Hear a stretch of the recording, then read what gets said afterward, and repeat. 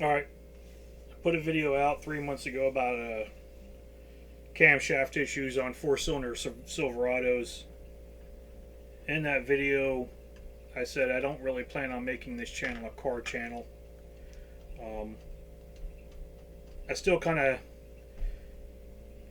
don't want to, but it's what I know. It's what I do. Um, the survival preparedness thing is a lifestyle, but there's so many channels, great channels out there already doing it. Better information, better experience than probably I have, and can get out to you. So I think I might go against my word originally and start doing a little bit of automotive stuff in here.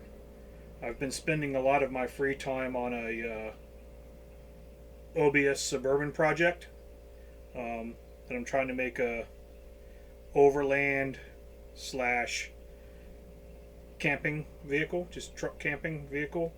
Um, and for the preparedness world, it is got a dumb computer in it, so um, it doesn't rely on high levels of electronics like newer vehicles.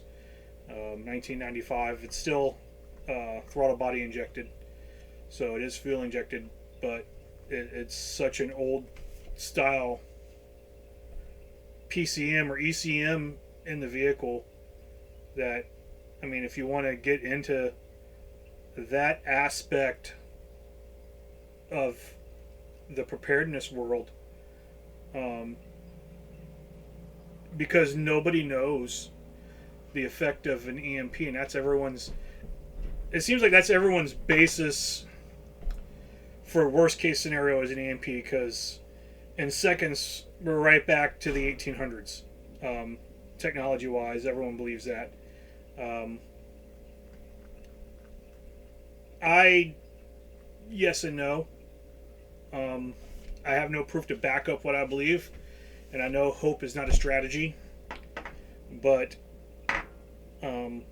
worst case scenario, if that were to happen, CME, EMP, catastrophic type electromagnetic interference were to happen and the truck go down, 2.5 hours of work to put a carburetor and a HEI distributor on this, or even a points distributor, and I have them.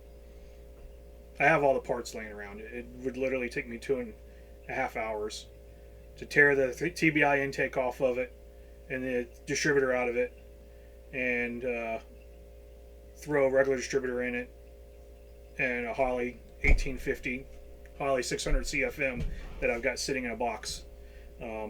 Probably needs an overhaul right now, but it's there. And the truck would run if I can get fuel. I think if things got that bad in a situation, the fuel you have on hand is all the fuel you're getting, unless you want to put your life in danger trying to fight your way to and through a gas station, because the level of freak out is going to be astronomical. So, all that being said, I'm going to do a short video on the Suburban, kind of showing what I have done. My English is phenomenal here. Showing what I've done with it so far. It's fairly stock, high mileage, clean with crappy paint. So we'll put a video together and just show some of the few modifications that I've done, and it is a work in progress. But I think we'll run with that, and maybe we'll take it into that perspective, and maybe it'll motivate me to do more videos, because it is something I deal with every single day in the automotive world. So I'm gonna get that video put together, and we'll get the some things posted. We'll see if we can get out in the woods and do some camping, maybe a little bit of off-roading.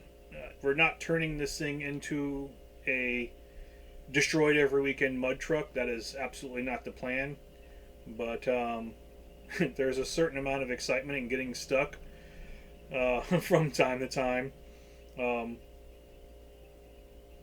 One rule is you don't go out single truck if you go into a new place. But anyway, I'll put the video together for the truck where it stands right now, and maybe we'll get outdoors and do some fun stuff. So we will see you guys on the other side.